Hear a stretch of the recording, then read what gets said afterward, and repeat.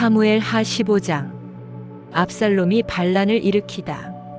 그 뒤에 압살롬은 자기가 탈수레와 말 여러 필을 마련하고 호위병도 50명이나 거느렸다. 그리고 압살롬은 아침마다 일찍 일어나서 성문으로 들어오는 길 가에 서 있곤 하였다. 그러다가 소송할 일이 있어서 판결을 받으려고 왕을 찾아오는 사람이 있으면 압살롬은 그를 불러서 어느 성읍에서 오셨느냐고 묻곤 하였다. 그 사람이 자기의 소속 지파를 밝히면 압살롬은 그에게 듣고 보니 다 옳고 정당한 말이지만 그 사정을 대신 말해줄 사람이 왕에게는 없소 하고 말하였다. 압살롬은 늘 이런 식으로 말하곤 하였다. 더욱이 압살롬은 이런 말도 하였다. 누가 나를 이 나라의 재판관으로 세워주기만 하면 누구든지 소송 문제가 있을 때에 나를 찾아와서 판결을 받을 수가 있을 것이고 나는 그에게 공정한 판결을 내려줄 것이요. 또 누가 가까이 와서 엎드려서 절을 하려고 하면 그는 손을 내밀어서 그를 일으켜 세우고 그의 뺨에 입을 맞추곤 하였다. 압살롬은 왕에게 판결을 받으려고 오는 모든 이스라엘 사람에게 이런 식으로 하였다. 압살롬은 이렇게 하여 이스라엘 사람의 마음을 사로잡았다. 이렇게 4해가 지났을 때에 압살롬이 왕에게 아뢰었다. 제가 주님께 서원한 것이 있으니 헤브론으로 내려가서 저의 서원을 이루게 하여 주십시오. 이 종이 시리아의 그술에 머물 때에 주님께서 저를 다시 예루살렘으로 돌려보내 주기만 하시면 제가 헤브론으로 가서 주님께 예배를 드리겠다고 서원을 하였습니다.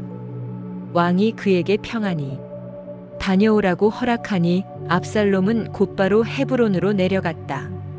그러나 압살롬은 이스라엘의 모든 지파에게 첩자들을 보내서 나팔 소리가 나거든 압살롬이 헤브론에서 왕이 되었다 하고 외치라고 하였다. 그때에 200명이 압살롬과 함께 예루살렘에서 헤브론으로 내려갔다. 그들은 손님으로 초청받은 것일 뿐이며 압살롬의 음모를 전혀 알지 못한 채로 그저 따라가기만 한 사람들이다. 압살롬은 또 사람을 보내어서 다윗의 참모이던 길로 사람 아히도벨을 그의 성읍인 길로에서 올라오라고 초청하였다. 아히도벨은 길로에서 정규적인 제사 일을 맡아보고 있었다. 이렇게 반란 세력이 점점 커지니 압살롬을 따르는 백성도 점점 더 많아졌다. 다윗이 요단 강 쪽으로 도망하다 전령 한 사람이 다윗에게 와서 보고하였다. 이스라엘 백성의 마음이 모두 압살롬에게로 기울어졌습니다. 그러자 다윗은 예루살렘에 있는 모든 신하에게 말하였다. 서둘러서 모두 여기에서 도망가자. 머뭇거리다가는 아무도 압살롬의 손에서 살아남지 못할 것이다. 어서 이곳을 떠나가자. 그가 곧 와서 우리를 따라잡으면 우리에게도 재앙을 입히고 이 도성도 칼로 칠 것이다. 왕의 신하들이 왕에게 대답하였다. 모든 일은 임금님께서 결정하신 대로 하시기 바랍니다. 이 종들은 그대로 따르겠습니다. 왕은 왕궁을 지킬 후궁 10명만 남겨놓고 온 가족을 거느리고 예루살렘을 떠났다. 왕이 먼저 나아가니 모든 백성이 그의 뒤를 따라 나섰다. 그들은 먼 궁에 이르자 모두 멈추어 섰다. 왕의 신하들이 모두 왕 곁에 서 있는 동안에 모든 그렛 사람과 모든 블렛 사람이 왕 앞으로 지나가고 가드에서부터 왕을 따라 온 모든 가드 군인 600명도 왕 앞으로 지나갔다. 1519왕이 가드 사람 이때에게 말하였다. 어찌하여 장군은 우리와 함께 가려고 하오? 돌아가 있다가 새 왕을 모시고 지내도록 하시오. 장군은 외국인이기도 하고 장군의 본 고장을 두고 보더라도 쫓겨난 사람이니 그렇게 하시오.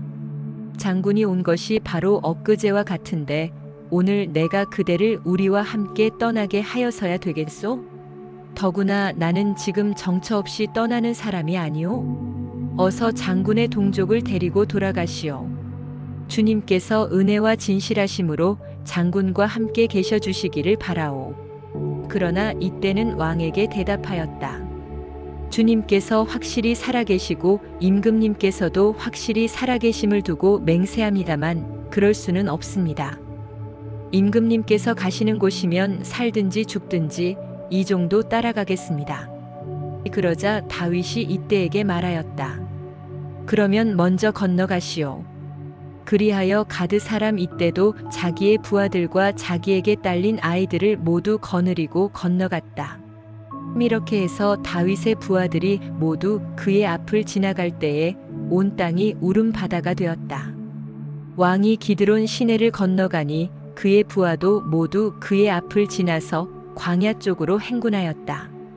그런데 그곳에는 하나님의 언약궤를 메고 온 모든 레위 사람과 함께 사독도 와 있었다. 그들은 거기에다가 하나님의 궤를 내려놓았다. 아비아달도 따라 올라와서 다윗의 부하가 도성에서 나와서 왕의 앞을 모두 지나갈 때까지 거기에 있었다. 그런 뒤에 왕이 사독에게 말하였다. 하나님의 궤를 다시 도성 안으로 옮기시오. 내가 주님께 은혜를 입으면 주님께서 나를 다시 돌려보내 주셔서 이 궤와 이 궤가 있는 곳을 다시 보게 하실 것이오.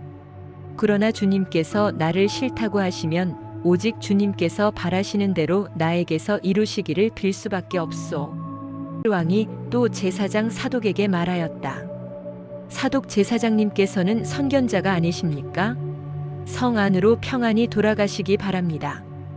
제사장께서는 아비아달 제사장과 함께 두 분의 아들 곧 제사장님의 아들 아히마아스와 아비아달 제사장의 아들 요나단을 데리고 가십시오.